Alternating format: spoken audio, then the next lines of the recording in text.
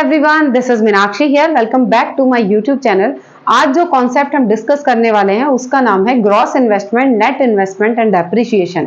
ये तीनों ही कॉन्सेप्ट एक दूसरे से रिलेटेड हैं, इसलिए वीडियो को एंड तक जरूर देखिएगा। और एक रिक्वेस्ट और, अगर चैनल पे नए हैं तो इसे सब्सक्राइब जरूर कर लेना।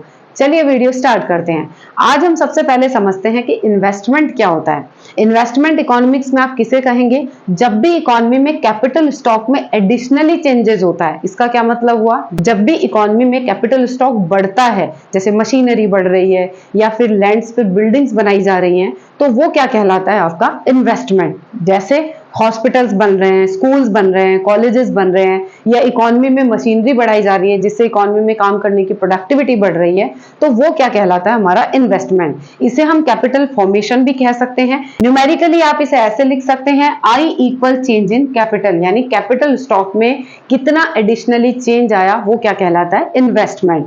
अब इकोनॉमिक्स में इन्वेस्टमेंट दो टाइप के होते हैं, ग्रॉस इन्वेस्टमेंट और नेट इन्वेस्टमेंट। अब हम ग्रॉस इन्वेस्टमेंट और नेट इन्वेस्टमेंट को समझेंगे। ग्रॉस इन्वेस्टमेंट क्या होता है? With depreciation amount gross investment होता है। आप जिस अमाउंट पर किसी गुड्स और सर्विसेज को परचेज करते हो या किसी असेट को आपने खरीदा है, विद डेप्रिसिएशन अमाउंट, वो आपका ग्रॉस इन्वेस्टमेंट होगा। It is additional to the stock of capital before making allowance for depreciation. और नेट इन्वेस्टमेंट क्या होता है? The actual addition made to the capital stock of economy. Economy में actual में कितना कैपिटल स्टॉक एडिशन हुआ है, वो आपका नेट इन्वेस्टमेंट है, जो कि विदाउट डेप्रिसिएशन अमाउंट होता है। ग्रॉस इन्वेस्टमेंट और नेट इन्वेस्टमेंट, इन दोनों के बीच डिफरेंस कौन क्रिएट कर रहा है? डेप्रिसिएशन। यानी ग्रॉस में अगर डेप्रिसिएशन को आप माइनस कर दोगे तो आपको नेट इन्वेस्टमेंट मिल जाएगा, और नेट इन्वेस्टमेंट में अगर आप डेप्रिसिएशन प्लस कर देते हो तो आपको ग्रॉस इन्वेस्टमेंट मिल जाएगा। इन्हें एक एग्जांपल से समझते हैं। मान लो मैंने 15 लाख रुपए की एक कार खरीदी, ठीक है, तो ये जो 15 लाख रुपीज है वो मेरा क्या हो जाएगा? Gross amount.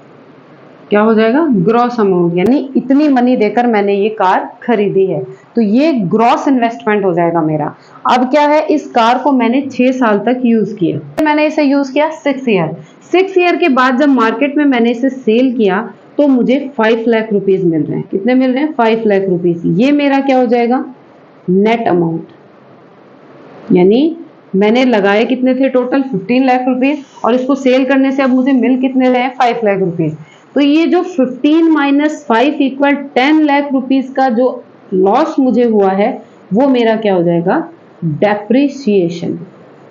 वो मेरा कौन सा अमाउंट हो जाएगा? डेप्रिसिएशन अमाउंट हो जाएगा। क्यों?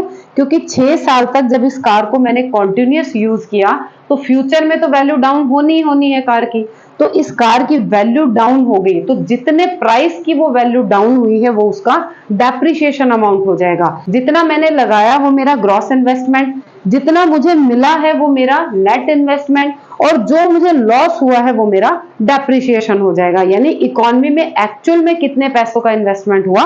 5 लाख रुपीज का, क्योंकि 10 लाख रुपीज तो उसमें डेप्रिसिएशन क्या हो गए? माइनस हो गए। अब हम डेप्रिसिएशन को समझते हैं। डेप्रिसिएशन क्या होता है? It refers to a fall in the value of fixed assets. आपने जो फिक्स्ड असेट्स परचेज करी है, जो गुड्स और सर्विसेज आपने खरीदी है, फ्यूचर में उसकी वैल्यू डाउन हो जाना, ये क्या होता है? डेप्रिसिएशन होता है। डेप्रिसिएशन को और भी कई नामों से जानते हैं। फर्स्ट है करंट रिप्लेसमेंट कॉस्ट, अगली है capital consumption allowance, replacement cost of fixed asset. ये इसके डिफरेंट नेम है।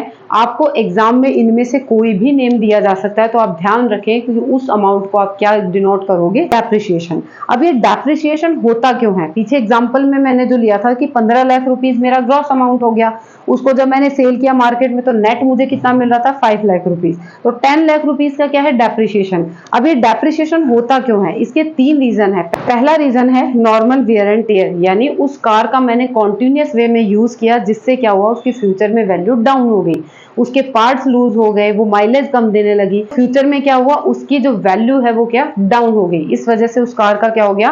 डेप्रिसिएशन हो गया। दूसरा उसका रीजन है पासेज ऑफ टाइम, यानी जैसे जैसे आप किसी गुड्स या सर्विस का यूज करते हो, क्या होता है? धीरे धीरे फ्यूचर में तो उसकी वैल्यू क्या होगी? डाउन होगी। अगर आप उसका यूज भी नहीं कर रहे हो, जैसे अगर इस कार को मैंने यूज भी नहीं किया है, मैंने सिर्फ उसे अपने घर के बाहर खड़ा कर दिया है, तो ड्यू टू रेनी सीजन या वेदर या फिर आपके पिजन्स मान लो जिसने उस कार को बहुत अच्छे से सजा दिया, तो जब मैंने उसको सेल करने के लिए निकाला, वॉश किया उसको, तो क्या हुआ, उसमें डेप्रिसिएशन हो गया, यानी वो क्या उतने पैसे की नहीं रही जितने पैसे की मैंने उसे खरीदा था। तो अगर मैं इसे यूज कर रही हूं या नहीं भी कर रही हूं, तो टाइम पास होता जाएगा, वैसे वैसे क्या होगा, उसकी वैल्यू फ्यूचर में डाउन हो जाएगी।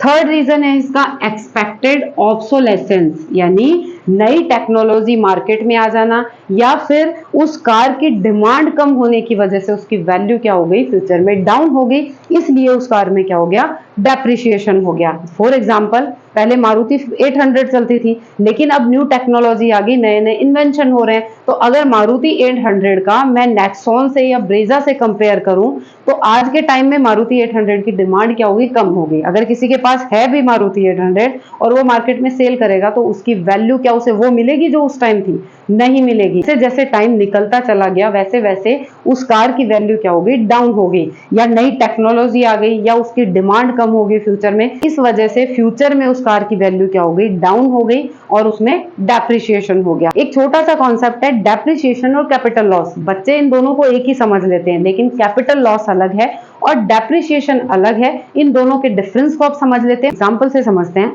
मान लो मैंने एक लैपटॉप लिया है 50,000 रुपीज का। अब वो लैपटॉप है, मैंने 6-7 साल उसे यूज किया है, फ्यूचर में क्या हुआ, उसकी वैल्यू डाउन हो गई। जब मैंने उसे मार्केट में सेल किया तो मुझे 8,000 रुपीज मिले, यानी मुझे 42,000 रुपीज का क्या मिला, डेप्रिसिएशन अमाउंट। अब मान लो वो जो लैपटॉप है वो डैमेज हो जाए, गिर जाए, पानी में गिर गया है, या वो टूट गया है जिसकी वजह से मेरा काम रुक गया है, तो वो क्या हो जाएगा, कैपिटल लॉस हो जाएगा। यानी इन दोनों के बीच डिफरेंस क्या है, फर्स्ट डिफरेंस होगा fall in the value of the fix asset. Fix asset की फ्यूचर में जब वैल्यू डाउन होती है, वो आपका डेप्रिसिएशन है, and loss in the value of the fix asset, fix asset की जो लॉस हमें होता है वो क्या हो जाता है, कैपिटल लॉस। यानी लैपटॉप मान लो मैंने लिया और महीने भर बाद ही वो टूट गया, तो वो क्या हो गया, मेरा पूरा का पूरा लॉस हो गया है। वहां पूरे के पूरे 50,000 रुपीज ही क्या हो गए हैं, लॉस हो गए।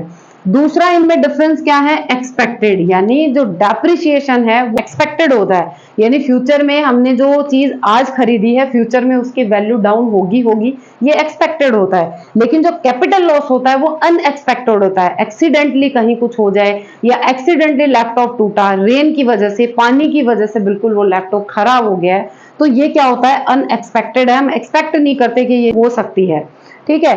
थर्ड इसमें डिफरेंस क्या है, does not hamper the work, यानी जो काम आप कर रहे हो उसको डेप्रिसिएशन रोकता नहीं है। यानी जो लैपटॉप मैंने खरीदा उससे मैं 6 साल बाद भी काम कर सकती थी, मेरा काम नहीं रुक रहा था, उसकी वजह से मेरा जो वर्क था वो हैम्पर नहीं हो रहा। लेकिन जो कैपिटल लॉस है उसकी वजह से काम क्या होता है, रुक जाता है। अब लैपटॉप टूट ही गया तो मेरा काम क्या हो जाएगा, रुक जाएगा।